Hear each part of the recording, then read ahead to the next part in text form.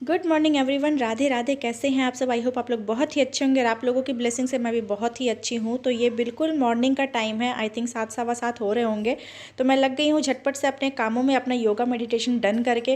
और मेरे हस्बैंड देखो बाहर से आ रहे हैं क्योंकि वो छत गए थे ब्रश लेकर। तो वो थोड़ी थोड़ी धूप निकलनी शुरू होती है ना अभी 7 साढ़े 7 के बीच में।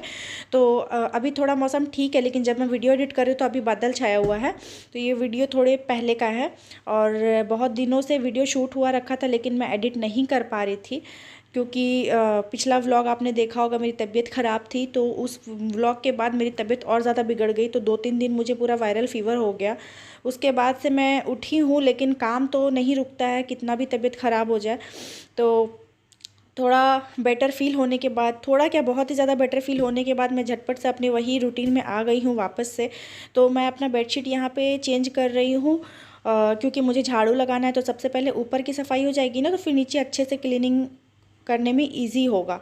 तो बेडशीट भी काफ़ी दिन हो गए थे और हमेशा मैं ये दूसरे वाले कमरे से ही करती हूँ स्टार्टिंग काम की।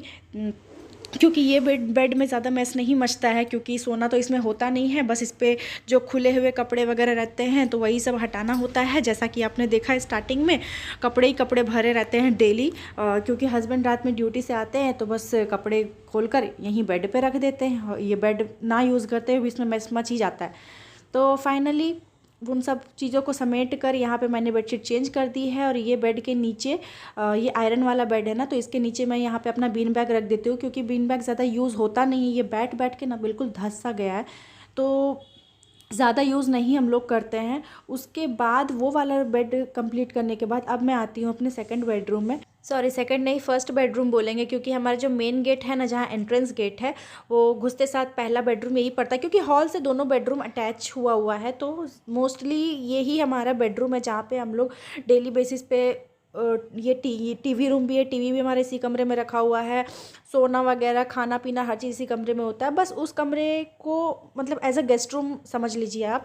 तो इसीलिए, और दोपहर में मोस्टली टाइम ज़्यादा वहाँ स्पेंड होता है और शाम के बाद ही ये बेडरूम में ज़्यादा टाइम स्पेंड होता है। तो अब मैं अपना ये वाला बेड ठीक कर लेती हूँ। और वो बेड ठीक करने के बाद मैंने भी ब्रश किया, मैंने चाय रखी बनाने के लिए। और हस्बैंड को तो आपने देखा, वो ब्रश करने के बाद उनको बस तुरंत चाय ही चाहिए होती है। तो फिर इसलिए उन्होंने बोला पहले चाय बनाओ, फिर तुम अपने कामों में करते रहना। उसके बाद मैं चाय वगैरह पीने के बाद यहाँ पे अपने दूसरा बेड को भी ठीक करने आ गई हूँ। तो बेड का ये जो रैक वगैरह है, इसे भी मैं क्लीन कर लूँगी। और सबसे पहले आके मैंने यहाँ पे विंडो इसलिए खोलती हूँ ना, ताकि थोड़ी रोशनी आए। और वैसे भी कहते हैं कि जो भी सुबह उठकर अगर दरवाजे खिड़कियाँ खोलने से ना, जो भी आपके घर में नेगेटिव एनर्जी होती है वो बाहर चली जाती है। और घर में हल्की भी सूर्य की किरण आनी बहुत ज़्यादा ज़रूरी है, जिससे पॉजिटिविटी आए। तो सबसे पहले मैंने ना वो मैट्रेस के ऊपर एक पतली वाली ब्लैंकेट बिछाई है। वो इसीलिए क्योंकि ताकि थोड़ी सी बेडशीट गर्म रहे। अभी तो मेरे पास वो वुलन वाली बेडशीट नहीं है जो ठंड में बिछाई जाती है। तो मैं ना इसी तरीके से जुगाड़ लगा लेती हूँ, क्योंकि सिंगल वाली बेडशीट तो यूज़ होती नहीं है। उसे हमने ट्रैवल पर्पज़ में लिया था कि कभी ट्रैवल वगैरह करेंगे तो वो पतली सी है, फ़ोल्ड हो जाती है, अच्छे से ट्रॉली में आ जाती है। तो ऐसे वो ट्रैवल में ही यूज़ होती है। तो मैंने सोचा कि चलो बेडशीट के नीचे उसको बिछा देते हैं, जहाँ बेडशीट भी गर्म रहेगी और अच्छी रहेगी। तो उसे बिछाने के बाद उसके बाद मैंने अपने यहाँ बेडशीट को बिछा लिया। और उसके बाद मैं पिलो कवर भी लगा लूँगी, साथ ही साथ मैंने सभी बेडशीट के पिलो कवर्स भी चेंज कर देती हूँ। तो ये हो गया सेकेंड बेडरूम कम्प्लीट। तो उसके बाद अब मेरी बारी है झाड़ू लगाने की। तो झाड़ू लगाने से पहले ये जो स्पेशल ट्रिक है ना, ये मेरे ही वीडियो में आपको मिलेगा। तो ये जो ऊपर वाला रैक है, इस पर तो डेली बेसिस पे हाथ लगता नहीं है और ऊपर बहुत ज़्यादा धूल जम जाती है। फिर भी मैं जब भी बेडशीट चेंज करती हूँ, हफ्ते में मेरे 1 या 2 बार बेडशीट चेंज हो ही जाती है। 1 बार तो कम ही, 2 बार तो ज़्यादा ही हो जाती है। तो जब भी मैं बेडशीट चेंज करती हूँ तो इसी तरीके से झाड़ू में पिलो कवर को कर लेती हूँ, इस तरीके से लगा लेती हूँ, ताकि ऊपर जो डस्ट है वो मेरे इन कपड़ों में आसानी से आ जाए। क्योंकि धोना तो है ही, और वो वेंटिलेटर से ना जो कार्टून का जो गत्ता है वो बिल्कुल इधर बाहर की तरफ आ गया है। उसे चिड़िया ने मतलब अपनी चोंच मार मार के उसे हमारे इधर घर की तरफ धकेल दिया है। क्या ही बताऊं, बहुत परेशानी है। वहाँ पे वेंटिलेटर की ज़रूरत नहीं थी, बट पता नहीं घर के ओनर ने क्या सोचकर वहाँ बनवाया है। बारिश की छींटें पानी इतनी आती है ना कि मेरे बेड का नीचे का प्लाई पूरा ख़राब हो चुका है बारिश के पानी की वजह से। तो फाइनली ऊपर वाला रैक पे भी हाथ लग गया। और इसी तरीके से अगर आप करोगे तो आपका पूरा घर डीपली डस्टिंग हो जाएगा आपका, ठीक है।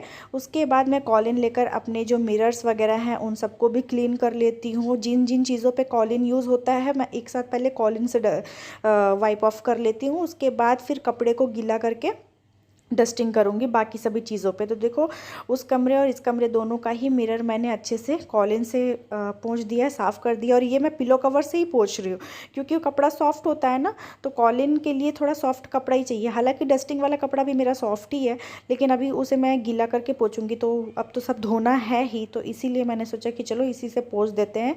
और जब भी मैं बेडशीट चेंज करती हूँ तो दोनों कमरे का जो छज्जा है, रैक है ऊपर वाला, मैं इसी तरीके से क्लीन करती हूँ क्योंकि ऊपर मैंने ट्रांसपेरेंट वाली जो शीट होती है ना वो बिछाई हुई है, तो बहुत आसानी से वो पुछ जाता है। नहीं तो फिर पहले मैंने पेपर बिछाया हुआ था जो न्यूज़पेपर आते हैं, तो उसको पोंछना बड़ा मुश्किल हो जाता था। तो फिर मेरे पास ट्रांसपेरेंट शीट पड़ी हुई थी तो मैंने सोचा कि चलो इसी को बिछा देते हैं, साफ़ करने में भी आसानी रहेगी।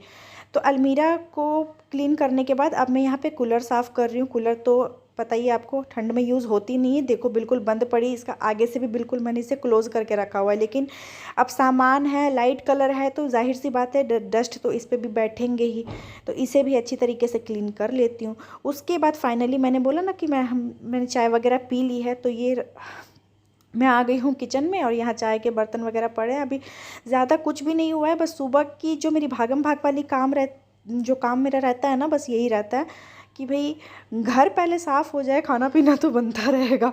और घर साफ़ होना तो फिर खाना होना खाने में भी मन लगता है कि हाँ चलो अब आसानी से, अब आराम से। अब क्या है, दिन भर बनाना खाना ही तो है, मेन जो काम है वो आपका निपट गया नहाने से पहले का, तो वो सबसे मेरे को सही लगता है। और सबसे बड़ी बात, मुझे पूजा करने की भागम भाग रहती क्योंकि मुझे टाइम से पूजा करना होता है। अभी ठंड के दिनों में कब 11-12 बज जाए पता ही नहीं चलता है, तो मैं बिल्कुल कोशिश करती हूँ कि अप्रॉक्स 9:30 से 10:30 के बीच में तो मैं पूजा कर ही लूँ। लेकिन फिर भी कभी कभी 10 साढ़े 10 हो ही जाते हैं। तो अभी मेरे कपड़े ऊपर उठ जा रहे हैं क्योंकि मैं इस तरीके से पोंछ रही हूँ, इसीलिए, तो प्लीज़ उसे इग्नोर करना। तो अभी मैं पूरे स्लैब पे भी बहुत अच्छे तरीके से कपड़ा मार दूँगी। किचन तो रात में क्लीन करके ही सोती हूँ, लेकिन जैसे रात में कॉकरोचेस वगैरह घूमते हैं ना, तो उस वजह से अच्छे से एक बार कपड़ा मारना ही पड़ता है। तो यहाँ पर देखो बेसिन के पास ही मैंने मोबाइल सेट किया हुआ है, कैमरा सेट किया हुआ है। तो यहाँ पर मैं कपड़े को बार बार धोकर अच्छे से मैं पूरा क्लीन करती जा रही हूँ। और ये अगर आप डेली बेसिस पे करते रहोगे ना, मतलब टाइल्स वगैरह भी तो डेली पोंछने की ज़रूरत नहीं पड़ती है, बट हाँ 2-3 दिन में अगर आप पोंछोगे, जैसे ऑयली चीज़ें बन रही है तो उसमें बहुत ज़्यादा धुआं झांस झांस सा हो जाता है किचन में। तो अगर ये सब चीज़ें आप डेली बेसिस पे करते रहोगे तो आपकी इकट्ठी नहीं होगी गंदगी, और आपको एक दिन में बहुत ज़्यादा मेहनत नहीं लगेगी, आपका आराम से सब कुछ हो जाएगा। उसके बाद अब मैंने ले लिया है डस्टिंग वाला कपड़ा, इसे मैं गीला करके अब जो अपने विंडोज़ वगैरह हैं उसे भी क्लीन कर लूँगी।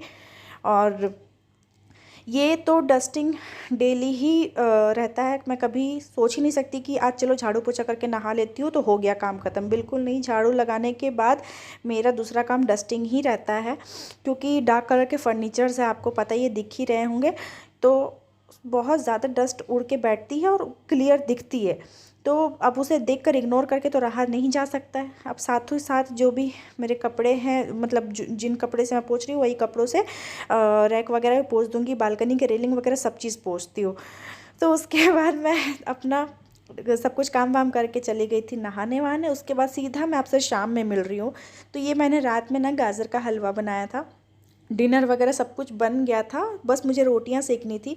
तो मेरे हस्बैंड घर पे आ गए थे तो वो ये गाजर लेके आए थे, तो मैंने कहा कि चलो अब आए हो तो बैठे बैठे गाजर घिस दो। तो उन्होंने कद्दूकस कर दिए। और क्योंकि मुझे घिसने में ना बहुत ज़्यादा हाथों में दर्द हो जाता है, सुबह से इतनी साफ़ सफाई रगड़ाई होती है ना हाथों की, तो बैंड बज जाती है। मेरा राइट हैंड बहुत ज़्यादा पेन करता है जहाँ पे जॉइंट होता है। तो खैर अभी मैं यहाँ पे गाजर को घी में इलायची डालकर अच्छे से भून लूँगी हल्की हल्की आंच पे। जब तक वो भुनेगी तब तक मैं यहाँ पे ड्राई फ्रूट्स वगैरह कट कर लूँगी। तो ड्राई फ्रूट्स में मेरे पास काजू और किशमिश ही थे, और क्या ही जाता है यार, यही सब तो जाते हैं। हाँ, आपके पास आमंड्स हैं तो फिर आप उसे भी क्रश करके डाल सकते हो। तो मेरे पास वो नहीं थे, काजू किशमिश ही थे, तो मैंने उसे कर लिया और बीच बीच में मैं इसे चलाती भी रहूँगी।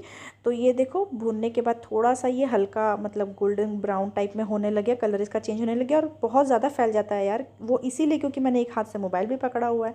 तो दूसरी तरफ मैंने दूध को भी बॉईल होने के लिए चढ़ा दिया है। तो और ये गल के ना बहुत थोड़ा सा होता है, दिखता तो बहुत ज़्यादा है लेकिन ये बहुत थोड़ा सा हो जाता है।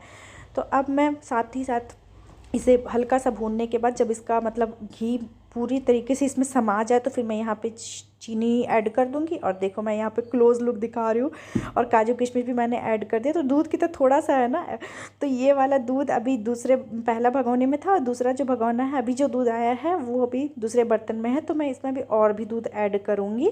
तो ये कल का दूध था इसीलिए इसे मैंने अलग भगोने में रखा था। तो देखो यहाँ पे दूसरा भगोने से भी मैंने दूध ऐड किया, और इसमें दूध और घी की मात्रा ज़्यादा, जितनी ज़्यादा होगी उतनी ही टेस्टी लगेगी। अब इसे धीरे धीरे पकने में, हालांकि गाजर तो मतलब घी में पूरा मतलब गल ही जाता है, लेकिन अब जो दूध में वो पकेगी ना वो अलग टेस्ट आएगा।